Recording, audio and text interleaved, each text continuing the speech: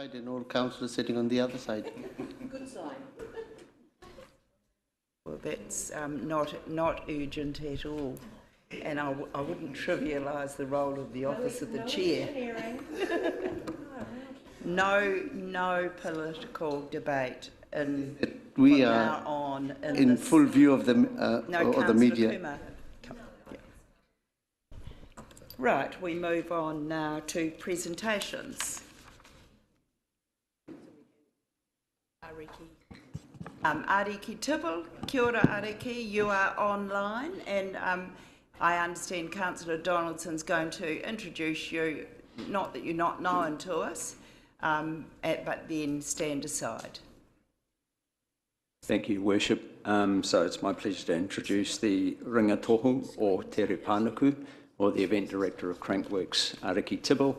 As you say, he's presented to us before, and he'll just give Council a quick update on where we ended up last year and how we are going forward. Thank you, Your Worship. And if I just point out, Ariki, we can't see you because of the shared screen, but we know you're there and your presentation is up before us. So over to you. Thank you, Ms. Steve. Can everybody hear me okay? And now we can see you too, so perfect. Morena koutou katoa. Can everybody hear me okay? Aye. Firstly, apologies that I'm not able to be there in person this morning. I've got a bit of a sinus infection, and I guess in this day and age it pays to be careful. So please accept my apologies for not being there with you all this morning. Thank you very much for the opportunity. I think what's the best way to kind of click to the next slide here? Is it perfect? I think what I thought I'd do is just start off by looking back before we start to look forward. Next slide, please. The last time that I was in front of this group was late last year. We were just a few weeks out from the main event, and we were in a pretty tricky situation, as you'll all remember. 2021 was a year for everybody, and I think no different to us, for us than anybody else out there struggling to get through and navigate the huge amount of complexity and uncertainty that we all dealt with. And I'm sure for many, 2021 was a year that we'd sooner forget, but it would be remiss of me to not revisit it very briefly. So in the end, we were able to deliver 5 full broadcasts via Red Bull TV. We managed to get a full field of international pro athletes across multiple disciplines into the country and into Rotorua, and deliver a world tour level event in Rotorua before heading down to the South Island, where we had to navigate a bit more complexity as we aimed to deliver a handful more events, 2 brand new broadcasts distributed via IMG across 4 locations at a regional tour level in the South Island as well. So, and we did that while we transitioned from an alert level to a traffic light system. So I think given where we were standing in front of you towards the end of last year compared to where we're standing now, I'm really proud of the team and what we were able to kind of navigate our way through last year, at a time when major events around the country were just folding left, right and centre. And so I consider ourselves to be very fortunate. Next slide, please. One of the things that we did off the back of last year, I think what it did was it positioned us really, really well to make a pitch back to the government about ongoing investment in this event. It is our belief that events of this scale, based on the number of events that are around the country and the specific elements of these types of events, that our market in the Southern Hemisphere just isn't big enough for these events to stand up without that investment from public. And particularly with all of the different elements of the event that we focus on. So earlier this year, off the back of last year's successes, and they weren't, it wasn't the event that we had envisaged, but it was the best that we could do in the circumstances, but it did position us really well to make that application going forward. If we could go to the next slide, please. And as we looked to line up what our pitch to the government would be, I looked back on what our goals for Rotorua were back in 2014 when we first started on this journey, and there were 4 primary goals, and I've spoken to you about them many times over the years, but number 1 was community engagement, using the event as an opportunity to engage our communities. Number 2 was about using the event as an opportunity to market our destination with the wholehearted belief that there is no better destination marketing activity out there for Rotorua and mountain biking than Crankworks. Number 3 was economic impact, and number 4 was using the event and the opportunities surrounding it to really help change people's perception of Rotorua. Locals, it's about instilling pride, and for visitors, it's about changing their perception about what Rotorua has to offer. And I think when I revisited this at the start of this year, I looked back and thought, well, these goals are more important for Rotorua now than ever, and I don't see any need for us to change the priorities or what we're trying to achieve, but instead we'll just reframe how what we've got in store will meet these objectives in a way that continues to grow on the good work we've done for the last 7 years. Next slide, please. So, you know, I pulled apart the event and I aligned it up against the objectives that New Zealand Inc. focuses on, that being the government and specifically New Zealand major events and their partners, including Tourism New Zealand, Sport New Zealand, Trade and Enterprise, and New Zealand Story. And I sort of mapped out how we actually very much focus on both participation and engaging people in the event in all sorts of different ways across every age group. And we do so in a way that is specific to what the research tells us is the best way to engage people at all different ages and stages. And this kind of diagram here demonstrates the model. If we could go to the next slide. You see here, and you will have seen this before as well, but these are the programs and initiatives that map directly against that model.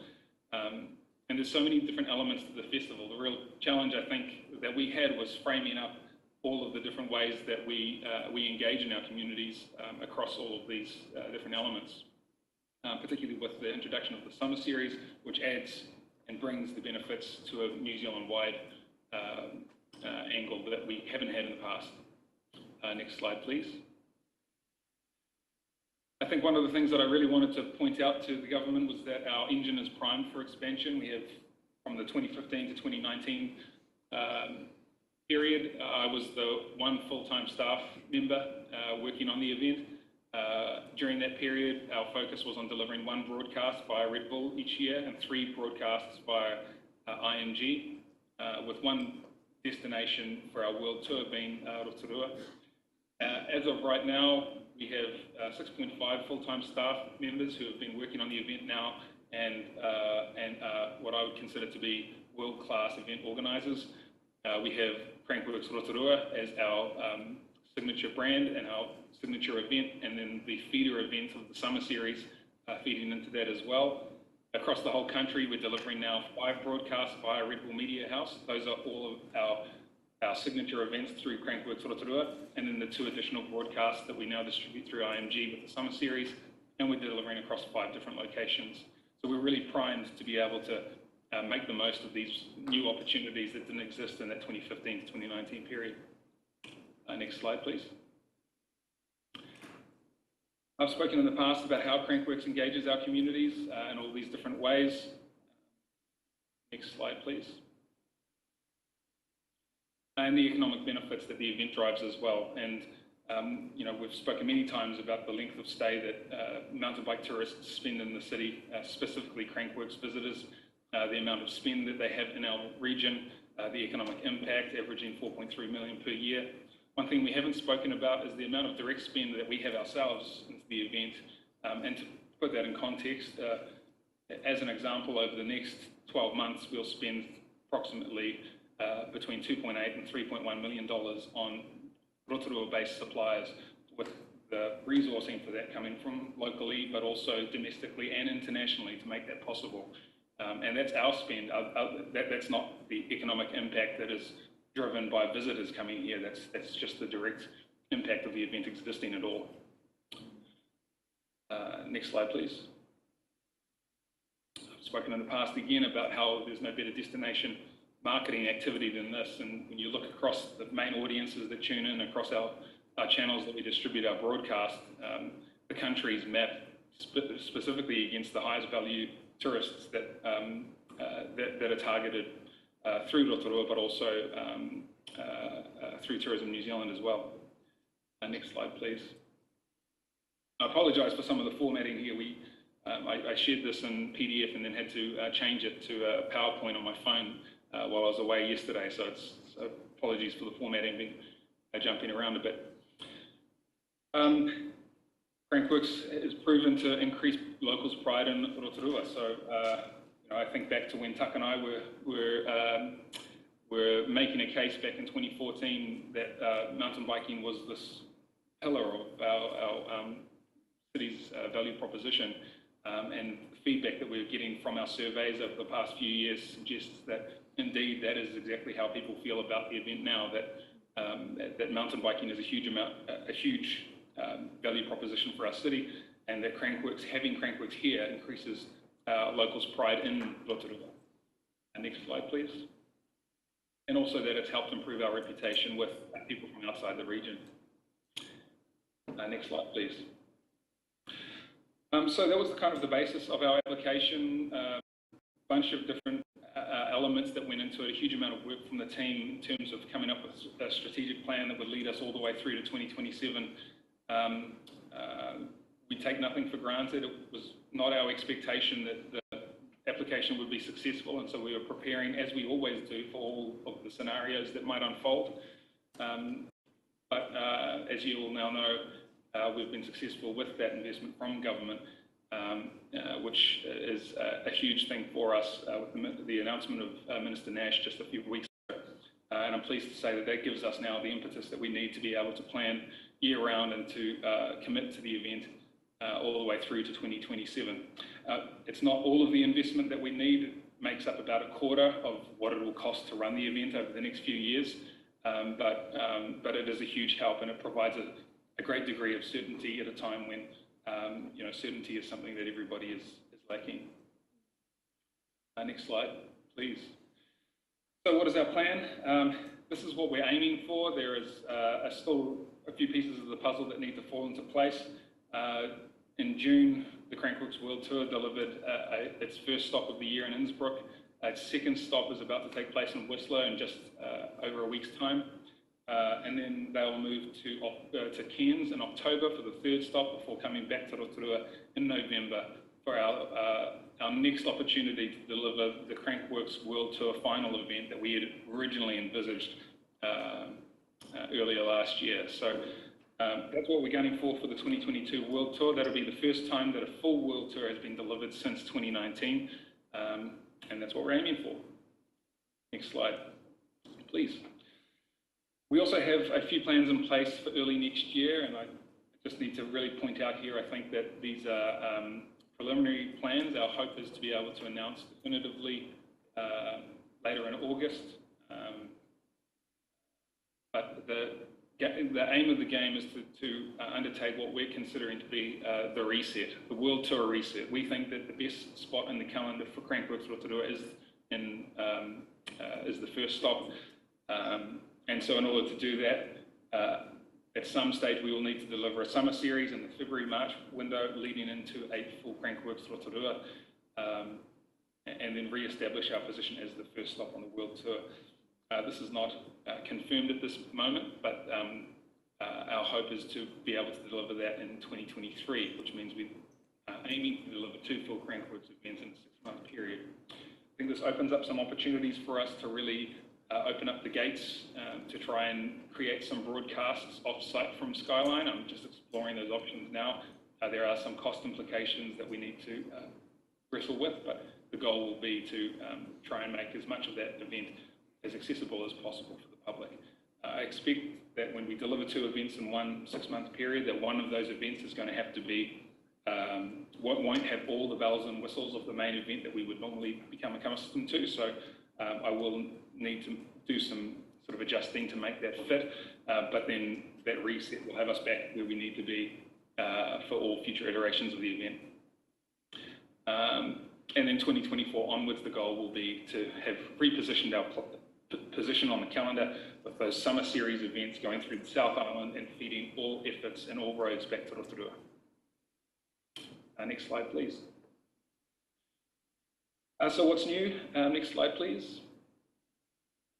We've got some slight adjustments. Some of these changes we've had to make to establish our position and plans for the next few years.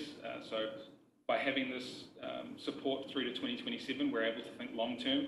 That means we're able to change the way we're thinking about every move that we make now.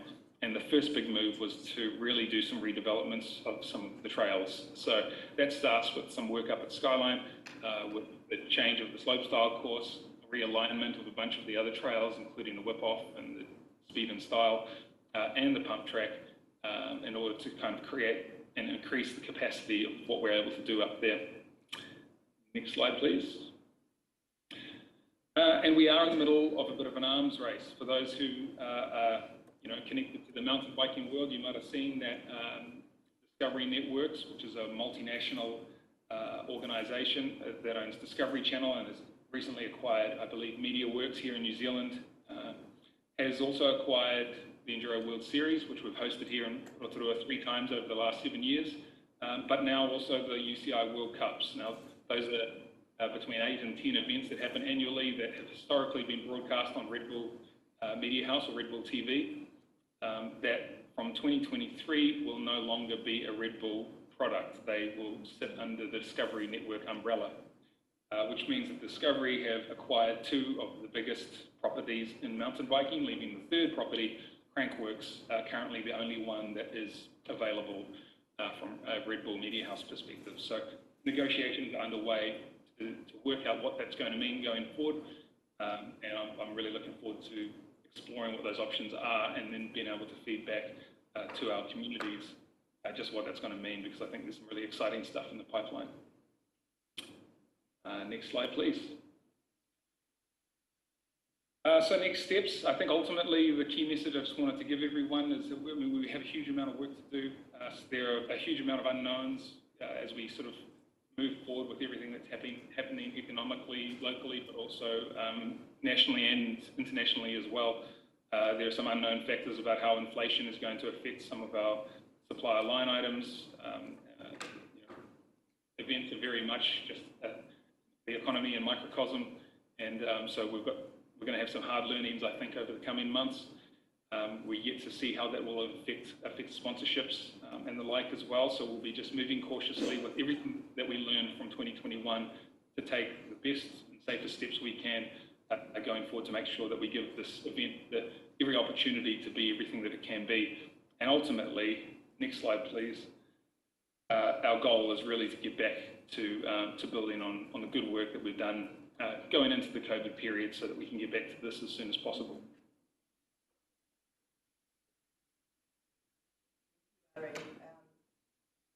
Thank you. It's phenomenal progress, and congratulations on the funding that you received too. I'm sure it was the combination of council contribution plus the board commitment and MB. So it's fantastic news for Rotorua. But questions, I'm sure. Councillor McPherson. Thank you, Your Worship. Through you, thank you, Araki. Very interesting report. My question, bluntly, comes to the financial basis of this enterprise. And the question is, does the subsidy from the central government enable Crankworks to trade its way to doing without any further subsidy from Rotorua's ratepayers? Thank you. Thank you, Councillor McPherson.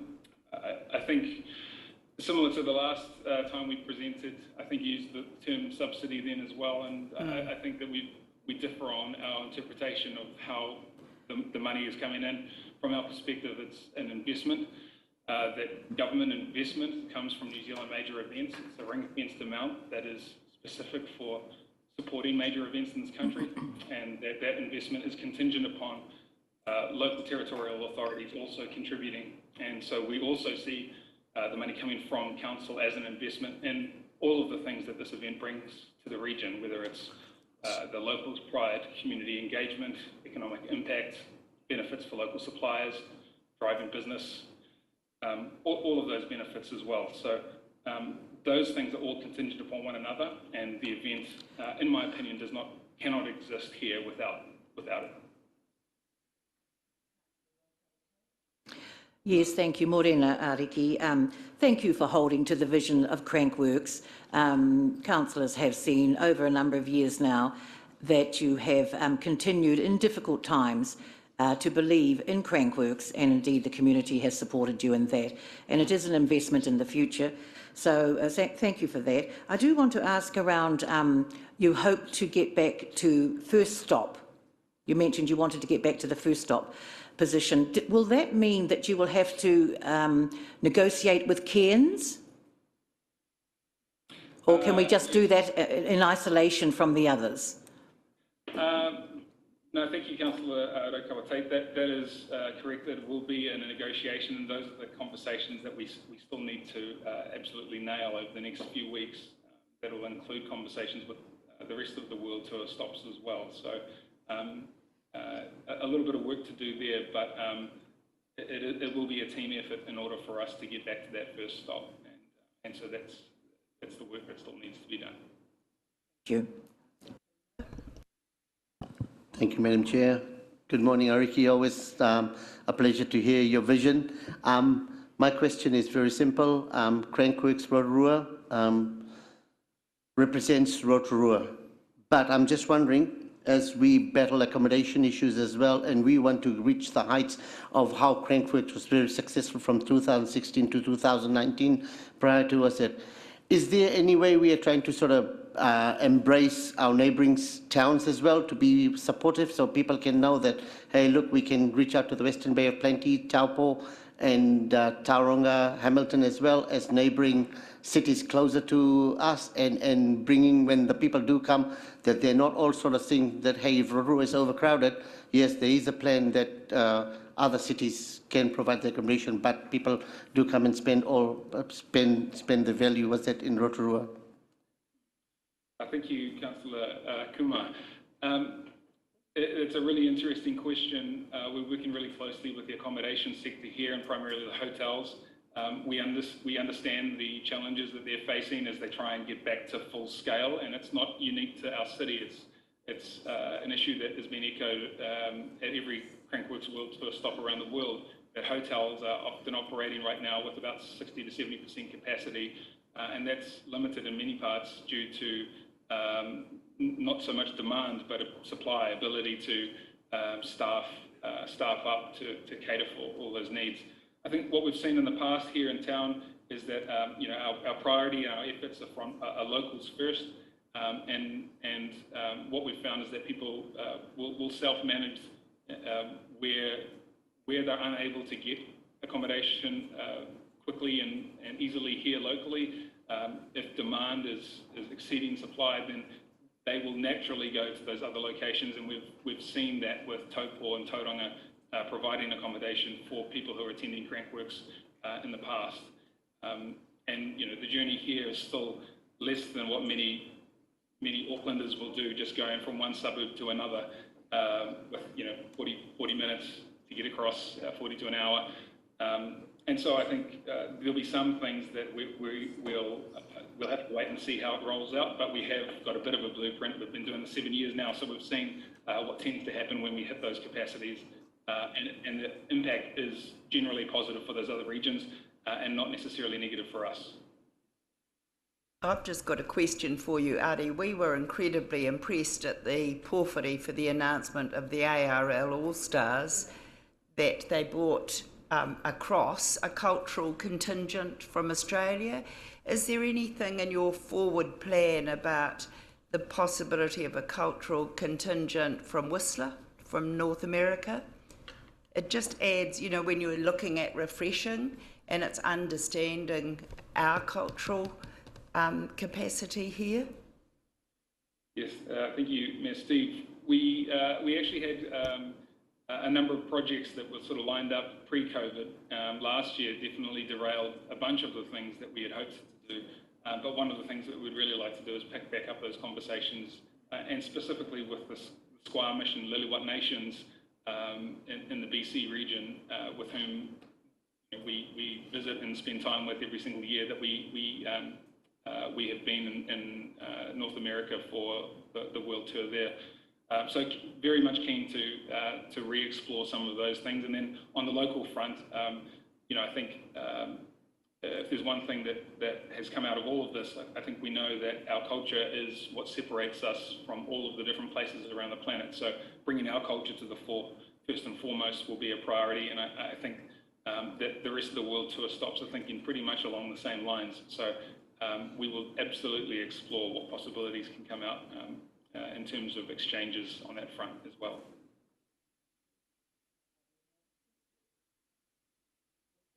Ari, and good luck as you head off overseas you're like our one-armed ambassador going over on your own, but you certainly hold the flag for Rotorua and this event, and we wish you well in your negotiations. Thank you, Mayor Steve, and a huge thank you to the council and councillors, the support that you've given us over the years, the commitment and the investment through to 2027 is what has enabled that application to government in the first instance, and it wouldn't happen without that. Very, very grateful for the support, and if anything, whenever we get a decision in favour, I feel the responsibility to make sure that we make this event everything that it can possibly be for our community. So, ngā mihi nui kia koutou katoa. Thank you. Well, we move on now to item 6, the confirmation of minutes, the council minutes of the 30th of June. Do I have a mover and a seconder that the minutes of the council meeting held 30th of June 2022 be confirmed as a true and accurate record? Councillor Kaifong, seconded Councillor Yates. Are there any corrections to those minutes? There appear to be none. All those in favour, please say aye. Contrary? Carried. We move to 6.1, the council minutes of the 14th of July. I need a mover and a seconder that the minutes of the council meeting held on the 14th of July 2022 be confirmed as a true and correct record. Moved Councillor Donaldson, seconded Councillor Rotorua Tate. Are there any corrections? There appear to be none. All those in favour, please say aye. Contrary? Carried. 7, recommendations from other committees. A mover and a seconder to receive the report, that the report recommendations of other committees be received. Moved Councillor Rotorua Tate, seconded Councillor Tapsell. All those in favour, please say aye. Contrary? Carried. Right, that the following recommendation of the Strategy, Policy and Finance Committee meeting held on the 14th of July 2022 be adopted. We'll take these separately. Recommendation 1, the Three Waters Better Off funding. It's not called Be Better Off, but we sort of keep saying that. Funding application update. Are there any questions for clarification?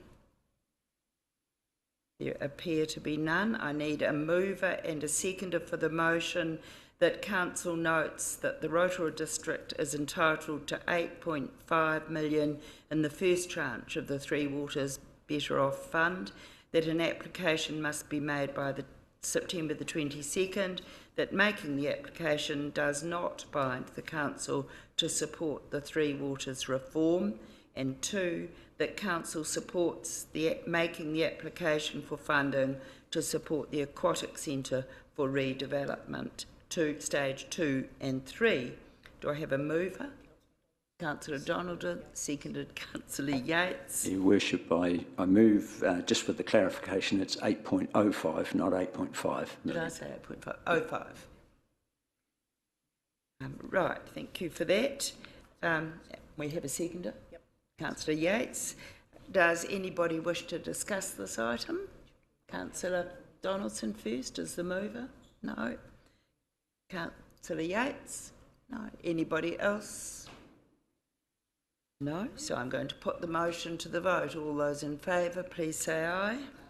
Contrary? Aye. We'll watch you. Sorry, my eyes go to the right, the left, they've got to go to the middle now. And Una is watching. Thank you. All those in favour, please say aye. We've said it. Contrary?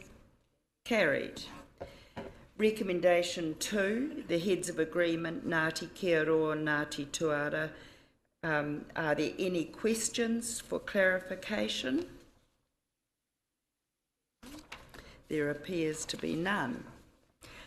A mover and a seconder for the motions. Do you want me to read them or take them as one? Because we had take them as one? Do I have a mover and a seconder for those motions? Moved, Councillor Yates, seconded, Councillor Rotorua Tate. Is there any discussion? Yes. Right, through you, Chair. Just a question concerning the access to Pukehangi, the pa of this particular combination of tribes. It was a question I raised a long time ago, and I'm not sure if it's been resolved. It's not directly related to this motion, but it's a point of clarification. It was covered off in the committee, but if you'd like to give, it's the question of access. Yes, Gina Rangi will cover it yes, off. the point, thanks, Gina. Yes, the point here was that there was an elder of this group who passed, and that stopped further discussions about that access. Tēnā koe, Councillor. The discussions around Pukehangi Pa, which arose most recently in the context of the Pukehangi plan change, were, yes, so they were very much raised by Eru George, who is the late chairman of the Runanga, and who has passed away, but the Runanga has continued to address that.